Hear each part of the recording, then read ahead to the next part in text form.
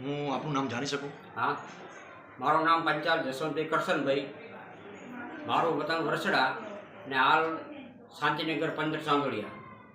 બરાબર સાહેબ, બીજું તમને એક મારે માહિતી જોઈએ હા, બોલો કે આજે પંચાલ સમાજ જે વેલફેર ટ્રસ્ટ જે ચાલે છે, જે ટ્રસ્ટ ચાલે છે ને જે પૈસાનું જે ઉઘરાણું થાય છે, એ જે પૈસા ઉઘરાણા માટે આ લોકો કોઈ માણસો કે એજન્ટો કોઈ રાખેલું ખરી તમારા ધ્યાનમાં ખરી?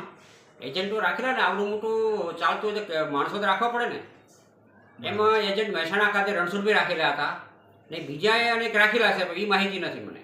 બરાબર છે. રાખેલા તો છે જ, એજન્ટ તો અમદાવાદમાં રાખેલા હશે ને મહેસાણામાં રાખેલા હતા રણછોડભાઈ. બરાબર છે. બરોબર, બીજું બોલો સાહેબ. અચ્છા સર, હવે એક બીજું પૂછવું છે કે આ જે પૈસાનું જે ઉઘરાણું થતું હતું, હા, બરાબર, એમના જે પૈસા જે હોય એ કોના ખાતામાં જમા થતા હતા?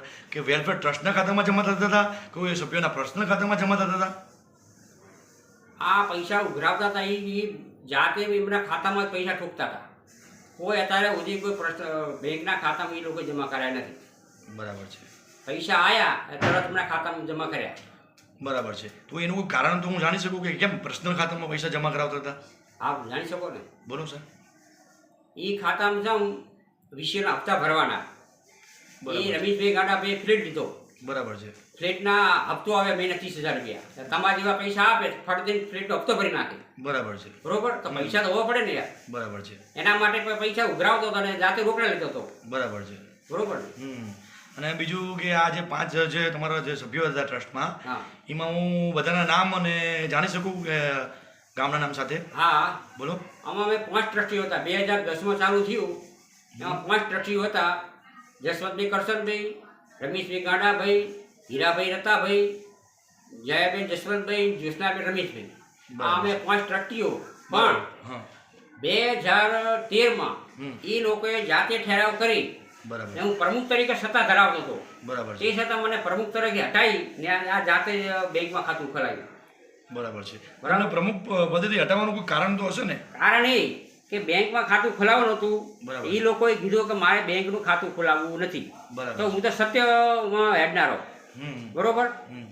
બરાબર છે. એટલે મેં ના પાડી, લોકો મારે આ પિક્ચરમાં ઉતરવું નથી. બરાબર છે. બેંકનું ખાતું ખોલાવવું હોય, કાયદેસર ચલાવવું હોય તો જ આમાં પડો ને કે પડશો નહીં. બરાબર છે. એ લોકોએ કીધું મને દાદાગીરી બતાવી. મને કે તમને હવે તમારે આમાં રહેવાનું નહીં, તમે આમાં પડવાનું નહીં. એમ તો ભાઈ ને તમારે થાય કરી નાખો એવી મને ધમકી આપી હતી. આ પ્રમુખ હતો તે છતાં મને ધમકી આપી હતી. કોણે તમને ધમકી આપી? રમેશભાઈ ગાડાભાઈ. એમનું ગામનું નામ જાણી શકો? આ સાણિયા. બરાબર છે. એક વખત તો મને ગળું દબાવ્યું હતું.